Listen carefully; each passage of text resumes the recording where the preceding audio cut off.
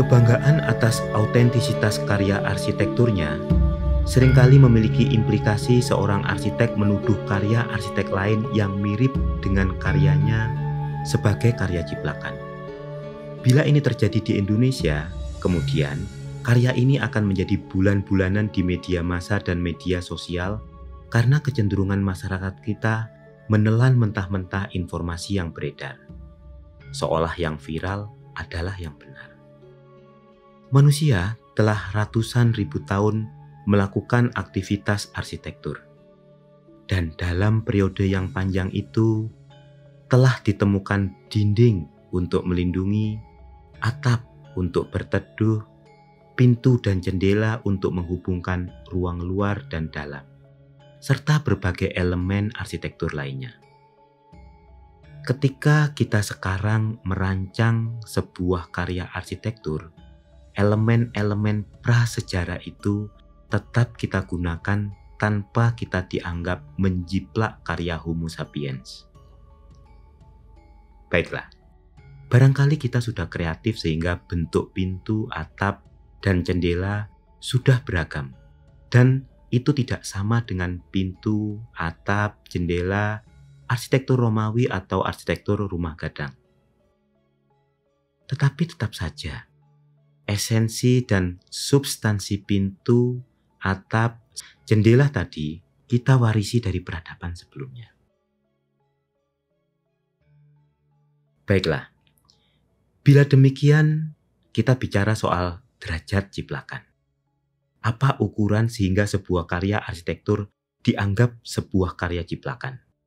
Seperti halnya pada karya musik, kriteria apa sehingga sebuah lagu dianggap ciplakan dari lagu lainnya?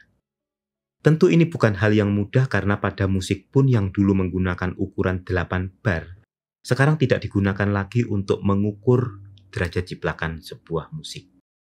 Terlebih juga di karya arsitektur. Apakah dua gedung pencakar langit yang sama-sama berbentuk dasar balok dapat dikategorikan ciplakan?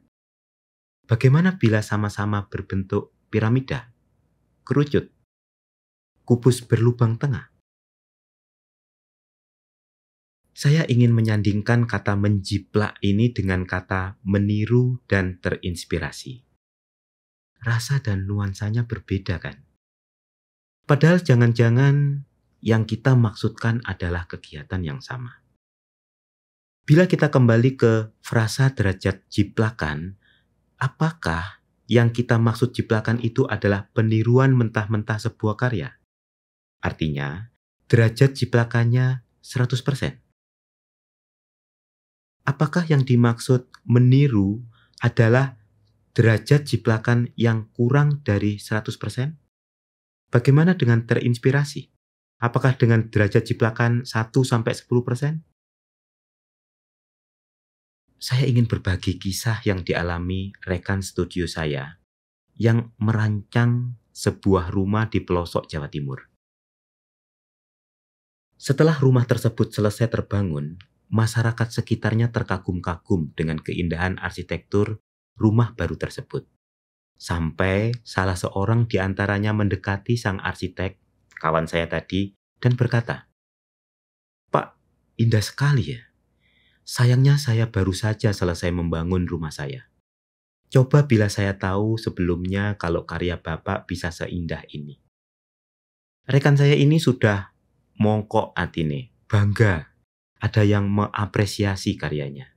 Dan di kalangan arsitek itu artinya peluang untuk mendapatkan klien-klien berikutnya. Tetapi terusan kalimat tersebut ternyata cukup membuat rekan saya terhenyak. Terusannya begini. "Coba bila saya tahu sebelumnya karya Bapak bisa seindah ini, saya akan tiru model rumah ini untuk rumah saya." Rekan arsitek saya terhenyak bahwa hal itu dilakukan dengan santai saja. Padahal bila di kalangan aktivis IAI, ini adalah bentuk pelanggaran hak karya intelektual. Sesuatu yang diperjuangkan kalangan arsitek karena merasa ada sesuatu miliknya yang dicuri. Sepertinya ada disparitas pemahaman antara rekan arsitek dan Bapak tadi. Bagi arsitek, meniru sebuah karya adalah tindakan kriminal atau minimal tidak etis. Sedangkan bagi si bapak, kegiatan meniru adalah hal yang wajar saja, seperti halnya bila kita meniru resep soto milik Mbok Sarmi atau meniru cara Kang Sugi memberantas bekicot di sawahnya. Apabila arsitek berpikir bahwa bentuk dan rupa merupakan harta kepemilikannya, si bapak berpikir bahwa telah dilimpahkan anugerah Tuhan berupa ide yang diliwatkan melalui sang arsitek. Dan peniruan atas ide tadi adalah bentuk syukur dan takjub dia atas kebesaran Tuhan. Coba. Bahwa peniruan itu sebuah penghormatan dia kepada arsitek dengan cara meniru karyanya. Ketika saya diskusi tentang kejadian ini dengan rekan arsitek tadi, sama sekali tidak ada dongkol, marah, dan dendam atas peristiwa yang baru dialaminya tadi. Bahkan kita berdua tertawa karena telah menemukan satu khasanah yang barangkali selama ini tidak kita pikirkan. Karena selama ini kita terlalu dijejali dengan dogma tentang kepemilikan bahwa kita berhak atas sesuatu dan kebahagiaan kita ditentukan berapa banyak yang kita miliki. Sedangkan khasanah yang baru kita temui itu menganggap bahwa semua ini milik Tuhan dan yang penting adalah seberapa banyak kita memberi, seberapa banyak kita berbagi. Pengalaman saya sebagai arsitek hampir 20 tahun ini mengajarkan pada saya bahwa menjiplak karya arsitek atau karya orang lain mentah-mentah merupakan hal yang sangat sulit. Ketika dalam proses meniru itu pasti akan muncul dari diri seorang arsitek sesuatu yang khas dirinya. Ini yang disebut ego arsitek. Pasti ada kritik di satu dan lain hal terhadap karya yang sedang ditirunya. Dan akhirnya dia membuat ijtihad yang merupakan koreksi dari karya yang ditiru sampai akhirnya muncul sebuah karya yang sebetulnya bukan duplikasi dari karya yang pertama tadi. Maka yang terjadi bukanlah sebuah plagiarisme tetapi proses terinspirasi. Bila suatu saat karya saya ditiru orang, saya tidak akan menuntut yang bersangkutan di pengadilan. Walau di sisi lain saya juga tidak akan menganjurkan orang meniru karya saya. Sebuah karya arsitektur menurut saya sudah menjadi kekayaan bersama ketika dia dipertontonkan kepada khalayak. Bila peniruan merupakan dosa, berapa banyak nenek moyang kita yang akan masuk neraka karena semua arsitektur tradisional adalah hasil dari tiruan secara turun-menurun. Bahkan dalam hal ini ada pakem yang wajib diikuti dan tidak boleh diubah secara sembarangan. Bila peniruan adalah haram, maka kita tidak akan dapat membanggakan kekayaan arsitektur tradisional kita.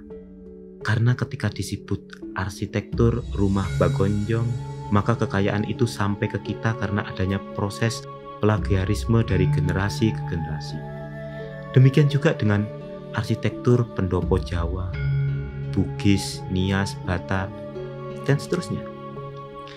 Nah, dengan demikian ada kegiatan plagiarisme yang haram dan ada plagiarisme yang wajib. Dua hukum yang bertentangan untuk satu kegiatan yang sama. Aneh rasanya.